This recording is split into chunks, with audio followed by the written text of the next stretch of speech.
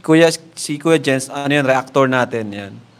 Official reactor. Hello mga kalingap! Welcome back sa aking YouTube channel, this is Kuya Jens. So kung bago ka lang sa aking YouTube channel, huwag niyo pong kalimutang mag-subscribe at click the bell button para like updated sa bago upload na video.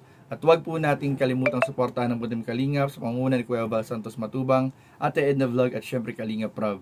At pakisuportahan din po ang aming mga kasamaan sa buong Team Kalingap. Nandiyan po ang K-Boys, Kalingap Partner, Kalingap Reactor, at lahat po ng charity vlogger sa buong Pilipinas sa tumutulong sa mga kabayan natin na lahat may hirap.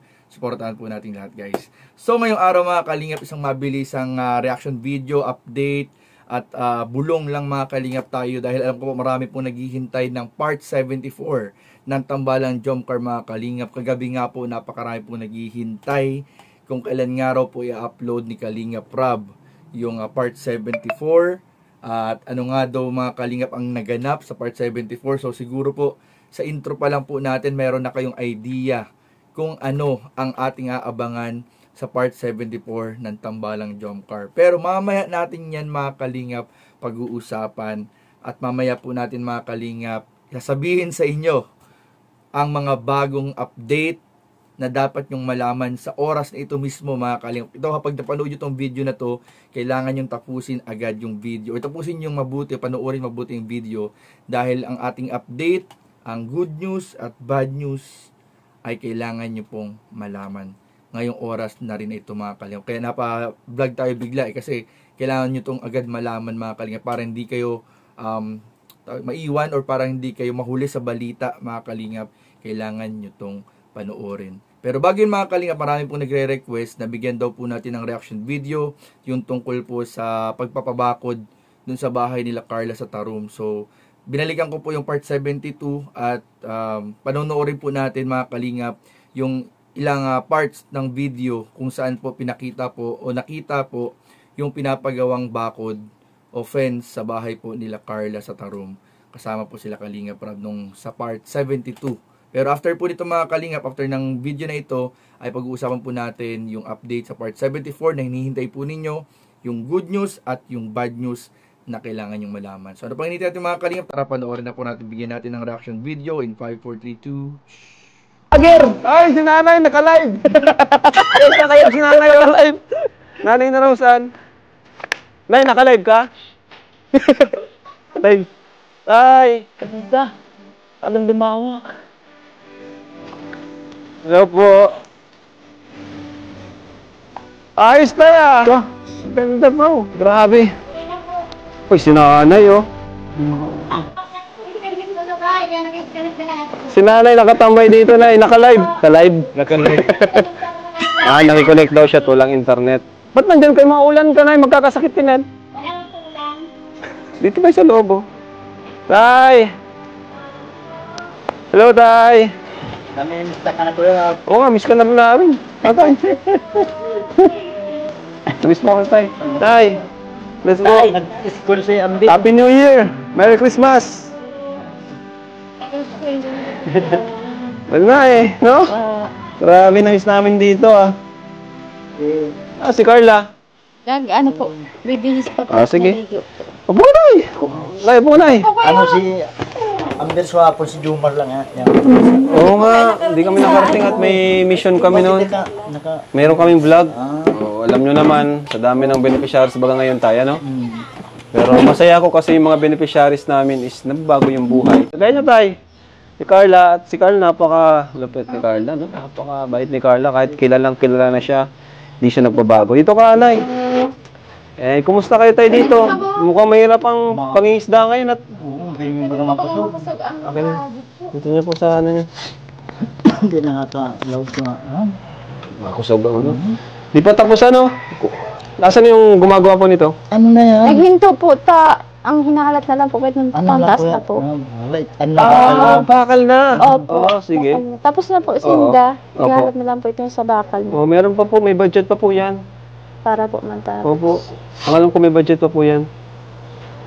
Yan po ay galing sa Jomcar 18 po. Yan. Thank you so much po sa inyo. Dito po sa Bacod. Talagang ano na po. Ganda. Ayos. Ano na yung kuya? Alam, palibot mo. Oo nga, no? At least mas safe man yan, no? Mas safe siyang yung ano. Yan po si Ari kaya dyan, ini po kay nabakal na po yung katabi ng Okay. Binili na pa itong gilid kaya sa harap na Kaya na yung po kaming agihan dyan. Oo nga po eh. Kaya napapunta po dyan si agihan niya. Ayos na yan. Talagang bilis ng panahon, ano po. Pasko na naman, bagong taon na naman. Di ba? 2023 nang nakilala namin si Carla. Ngayon, ano na, 2025 na. Dadalang taon na. Pero, ano, kakatuwa po kasi tuloy-tuloy po yung blessings at yung pag-aaral ni Carla, no? Na dati talagang kailangan pa niyang magtinda ng puto, ano po. Pero ngayon, grabe po.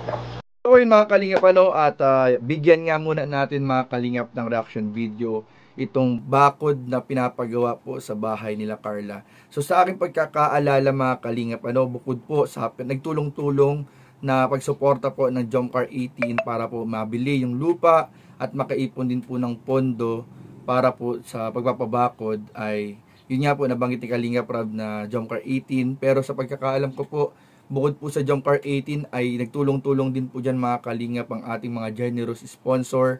Isa na po dyan mga kalingap si Tita Connie at alam ko si Tita Jenny parang nagtulong dyan. Sila Sir Andy baka nagtulong din dyan.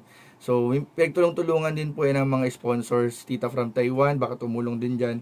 So ayun mga kalingap Pero sa pagkakatanda ko talaga kasi ang nagpadaan sa akin dyan ng pandagdag sa pagpapabakod at sa pambili ng lupa dun sa likod ng bahay nila Carla ay si Tita Connie Sanchez. So thank you rin kay Tita Connie Sanchez dahil isa din siya dyan sa tumulong talaga.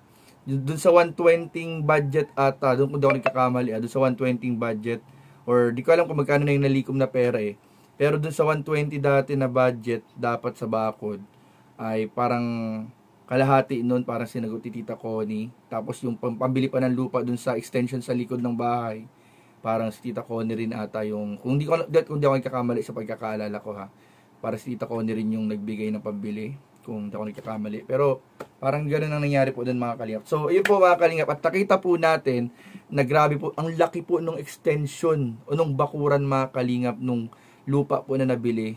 Napakaganda, napakalawak, kasyang-kasya po ang maglagay pa po sila ng covered na parking. kung bibili po yung or kung magkakaroon man sila ng sasakyan balang araw di natin alam.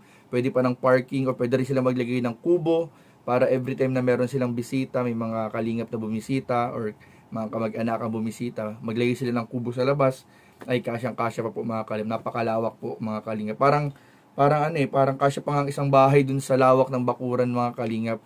At napakaganda rin po ng pagkakagawa, napakaganda po. So nabanggit din doon, hinihintay na lang po yung bakal na ilalagay po sa taas. So sigurado napakaganda po ng gagawing bakod or bakuran po nila Carla, mga kalingap. So ayun mga kalingap at abangan din po natin mga kalingap para po sa mga naghihintay naman ng update sa part 74. Ito na po mga kalingap, panoorin po ninyo at makinig po tayong mabuti agad mga kalingap. Dahil meron po tayong good news at meron tayong bad news. So siguro unahin ko muna yung bad news mga kalingap.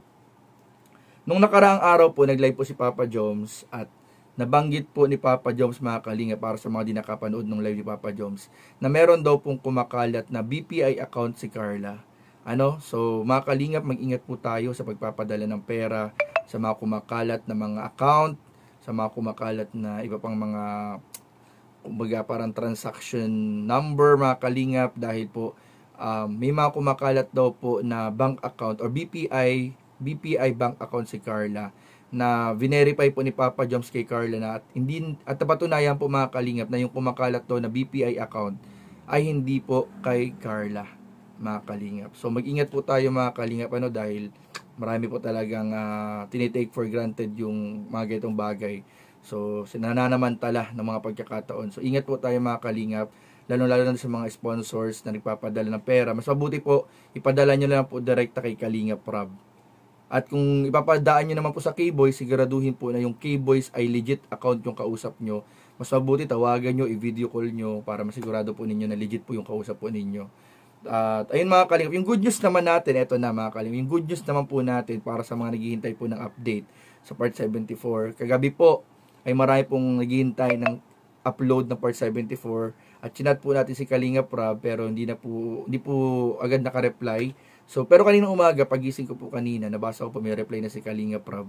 At ang reply po ni Kalinga Prab ay ngayong araw daw po i-upload yung part 74 ng Tambalan Jump Car o yung photoshoot na nangyari po nung isang araw mga Kalingap. So, yun po mga Kalingap, ang good news po natin. So, tumutok po kayo ngayong araw mga Kalingap sa YouTube channel ni Kalinga Prab dahil anumang oras ngayong araw po ay i-upload na po yan mga Kalingap. So, yun lamang po at maraming po salamat sa panonood. Please don't forget to like, comment, share, and subscribe sa ating mga video. Maraming po salamat. God bless. Bye-bye.